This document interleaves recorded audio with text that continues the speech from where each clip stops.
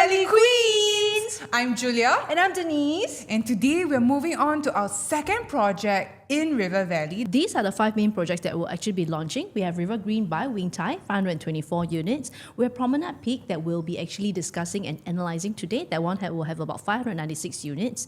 And there's Grand Zion by CDL. Okay, that will be a mixed development that will have service apartment as well as commercial on the first floor.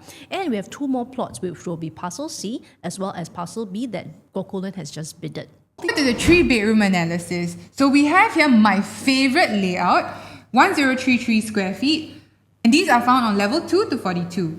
You come in here, you have your living room, dining, and then your balcony. One thing to note is that the balcony has windows here, and this is your entrance to the balcony. It has windows here which are from your kitchen. So essentially, you see this here, and this is a pull-out table for you to have your al fresco dining in the morning when you're having breakfast, or to sit here and watch the sunset. This is a west-facing unit, so you'll be able to see the sunset from here and a very, very nice view of the Singapore skyline. I actually really like the U-shaped kitchen, and honestly, when you have that window there, right, I think there's a lot of light because it not just comes from here, it comes from the balcony as well. Yes. So your kitchen is actually very well lit up in the day. So what's really good about this layout is that at 1033 square feet, you have a nice enclosable kitchen that U-shaped comes kitchen. with windows, U-shaped kitchen. You have a household shelter. So many 3-bedroom units that we see today do not come with a household shelter, and for many of the young buyers or small families, one of the rooms will have to be used as a storage room. But for here, for 1033 square feet, you have such a special layout. You have household shelter, and you have bedrooms that can fit queen-size bed, master bedroom that is able to fit a king-size bed as well as 2 side tables, your bathrooms tucked on one side. Of course, one thing to note is that for the common bathroom here, there is no window, and it will come with mechanical ventilation. Okay. Jubes, I realized this unit is actually west-facing, so I just wanted to understand, does this still hinder buyers from actually buying a west-facing? Everyone feels that, it's very hot, direct west sun. Is that going to hinder people from actually buying this layout? Let's take a look a little closer into the layout. So when we have the west sun that is actually shining this way, right? If you're sitting in your living room, there's actually quite a big setback from where you'll be chilling at during the day and watching TV, and where the west sun is coming. And then from here, you'll be able to enjoy the sunset. In the bedrooms, definitely you'll be able to get you would be impacted by the west sun, but nowadays, with advancements in technology, we have solar films, and all we that. have curtains that are able to able to block out the light if it's too bright.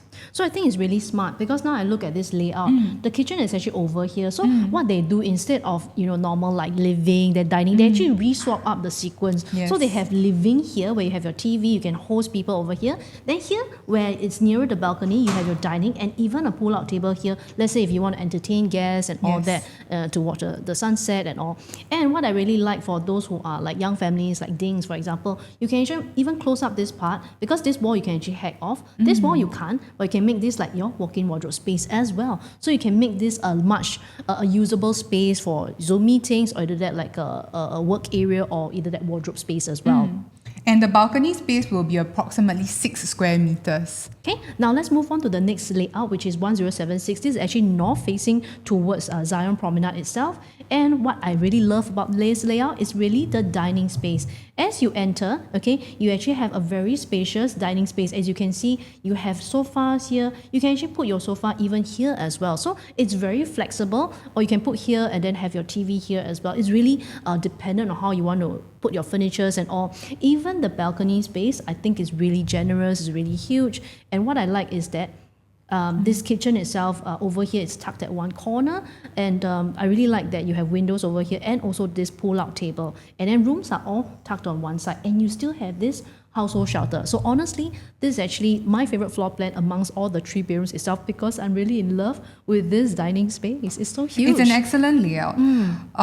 What the extra space that you're getting, just now what we saw was 1033 square feet, 1033 square feet, and now we are looking at a 1076 1076 square feet. And the difference is about 40. yeah. The difference is about 40, but the extra space in the balcony that you're getting is about 32 square feet. However, because of the way the unit has been designed, you get a very, very different feel the moment you step into the unit, because when your door is open, the rest of the house, you cannot look in and you have complete privacy. So both layouts are excellent, and it will very much depend on the price point that the developer decides to announce on that day itself for us to be able to determine whether or not it's a good and safe entry. Okay, now I'm going to move on to the 3-bedder units that have a private lift. And as you can see, these two are similar in terms of sizing, but they have a very different layout. Okay, the very first one, which is actually CP1. Okay, what happens is that the private lift, when you enter,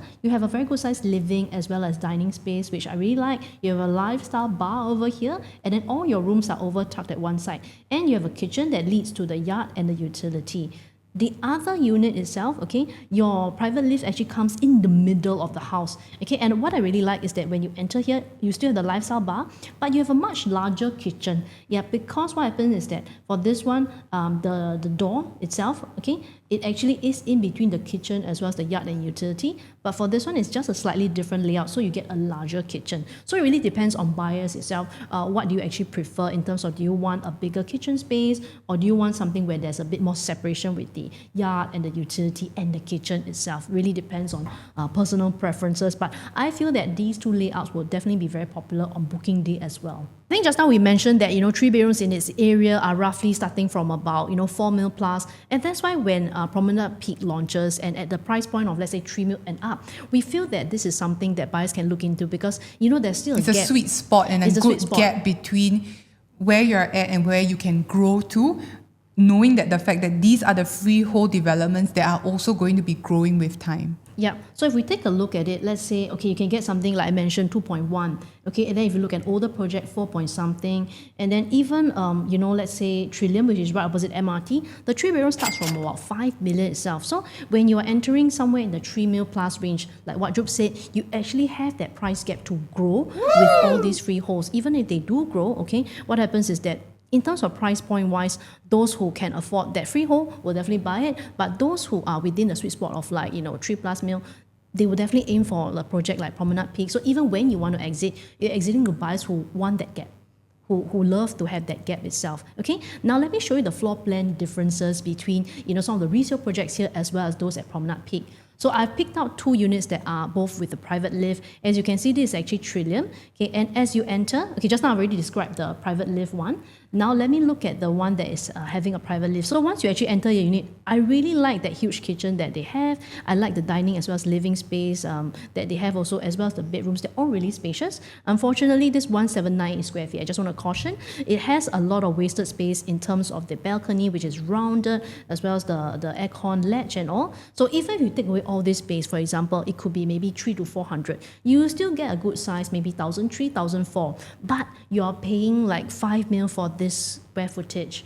Or would you rather maybe actually have a unit that's also pretty well laid out and has a pretty good layout itself, a private lift for maybe a 3-ish range? So it really depends on the type of buyers that want to buy in this area, but really it's the sweet spot that I think buyers who buy in, they actually spot that there's this gap in this area itself, and I feel that buyers who enter in will be like Martin Modern. You actually can profit, somewhat between 700 to 1 mil itself. Now they have spotted that gap.